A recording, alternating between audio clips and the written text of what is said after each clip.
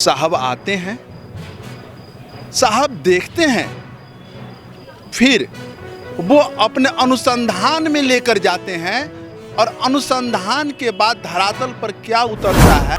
सागर पोखरा हो गया, ये भी तुतवारी पोखरा है, ये भी तो एक जमाने से पोखरा, ये तो कोई नया पोखरा है नहीं। सही बात है। अगर शहर के बीचों बीच है तो सौंदर्यीकरण जिस तरह से सागर पोखरा का हुआ, इस तरह से उत्तरवारी पोखरा का तो होना अनिवार्य है। मेन रोड है, ये सीधे हॉस्पिटल चला जाता है। अगर यहाँ पे उस तरह का फैसिलिटी मिले तो जितना भी हमारे महिलाएं हैं वो आके सुबह शाम यहाँ अपना टाइम दे सकती है, मॉर्निंग वॉक में बैठ भी सकती हैं।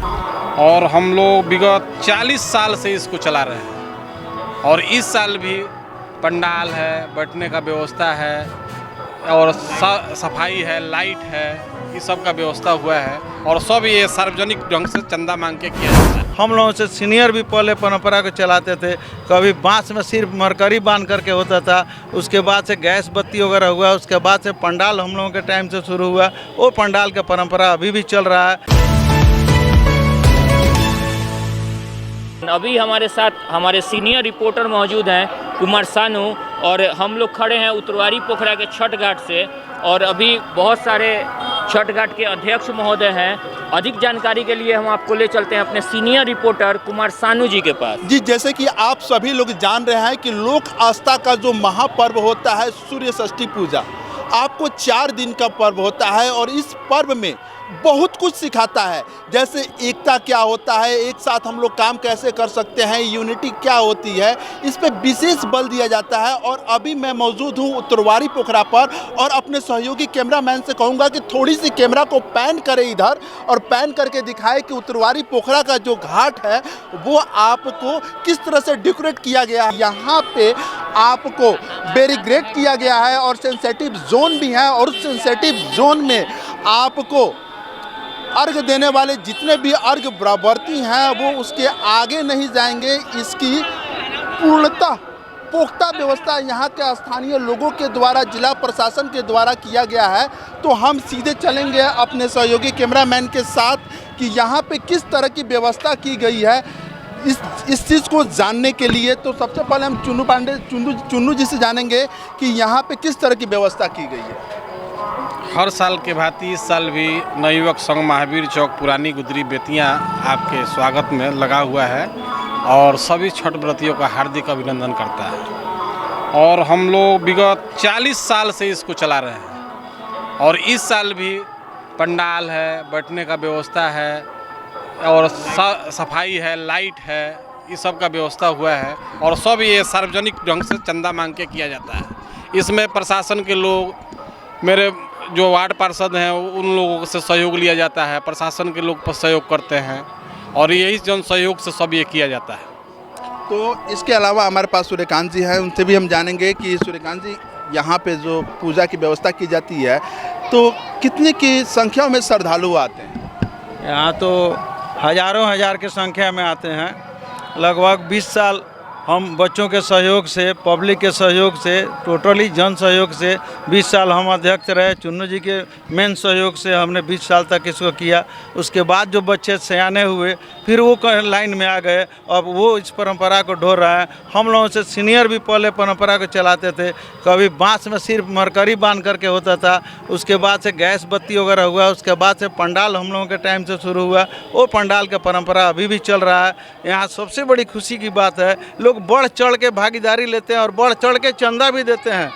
टोटली जन सहयोग से होता है। और कुछ लड़के इसमें इस तरह से डिवोटी हैं, घर पर खाना खाने नहीं जाते हैं लेकिन इसके सहयोग में बने रहते हैं लगातार। उन बच्चों को मैं बहुत तहे दिल से धन्यवाद देता हूं। जी अनु जी, किस तरह की समस्याएं यहाँ उत्पन्न होती हैं? कभी कभी होता है कि कहीं लाइट खराब हो गया, ध्वनि प्रसारण यंत्र खराब हो गया, या फिर कभी अफरा तफरी का माहौल बन जाता है, तो उस समय आप लोग किस तरह से कमांड करते हैं? देखिए, जितने भी हमारे यहाँ युवा हैं, जितने भी युवा हमारे मोहल्ले के हो गए, जो उत्तरवारी पोखरा पुरानी गुदरी के जो भी हमारे भाई हैं वो सारे तैनात रहते हैं। सारे का ड्यूटी अलग अलग तरह का है। जैसे पार्क में किसी और का है, घाट पे किसी और का है, हम लोग का बैठने का जगह भी है यहाँ पर। दूसरा चीज़, यहाँ कमी सबसे बड़ा चीज़ क्या है, दिक्कत परेशानी की कोई बात नहीं है यहाँ पे। यहाँ सबसे बड़ा परेशानी है कि वहाँ पे आप जाके देखिए घाट पे कि बहुत तरह की दिक्कत है। वो घाट जो है, सीढ़ी जो है वो धंस गया है। अब मान लीजिए छठ व्रत के लोग वहाँ बैठते हैं, अगर ज़मीन खुदा न खास्ता हाँ भाई कोई का- वहाँ कोई होनी हो जाए तो इसके एवज में कोई यहाँ भाग लेने के लिए तैयार नहीं। और जो हमारे पार्षद हैं, जो युवा पार्षद इस बार हुए हैं, वो जितना हो सकता है वो लोग करते हैं। बाकी तो निगम का काम है, निगम आया अपना घूम फिर के चला गया, लेकिन उस पर कुछ ऐसा बात नहीं हुआ। आप जाके देखिए वहाँ पर। यहाँ तो आपको आला अधिकारी कहेंगे, जिला के मालिक कहेंगे, सर्वे सर्वा कहेंगे, तो डीएम साहब भी तो आए हुए थे ना। और दूसरा चीज़ ये है कि ये शहर के बीचों बीच है, इसका अभी तक कोई सौंदर्यीकरण का जो बात चल रहा था उस पर अभी कोई इस पर परफॉर्मेंस नहीं है। सिर्फ यहाँ आना है, फ़ोटो खिंचाना है और चले जाना है, इसके अलावा इस घाट पे कोई ध्यान नहीं।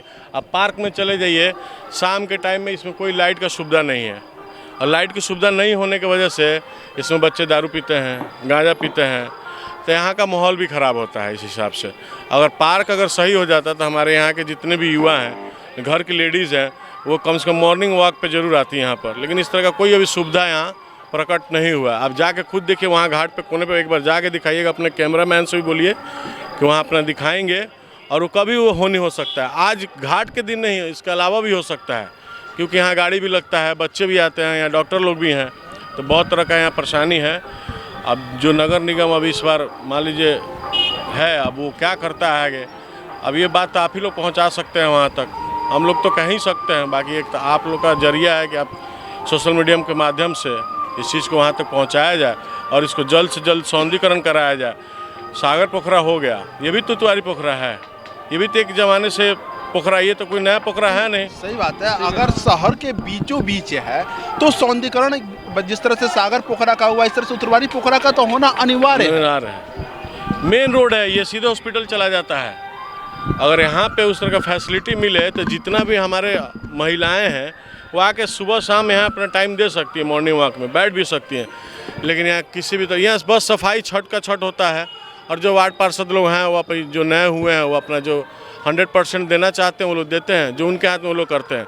बाकी जो निगम के हाथ में है अब ये तो वही करेगा ना, यहाँ के तो लोग नहीं करेंगे। बाकी आपके जरिए जहाँ तक बात पहुँच जाए अच्छी बात है।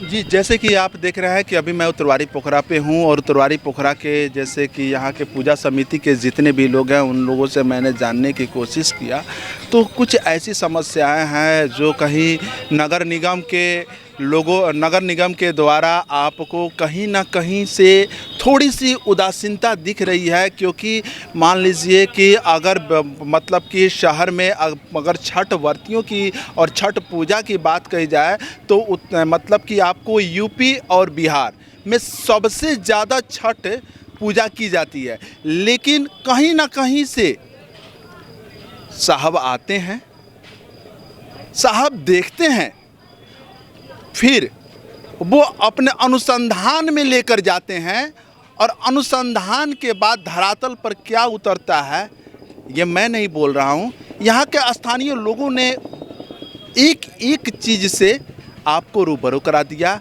ऐसे ही तमाम अपडेट्स के लिए बने रहें हमारे साथ, तब तक के लिए धन्यवाद।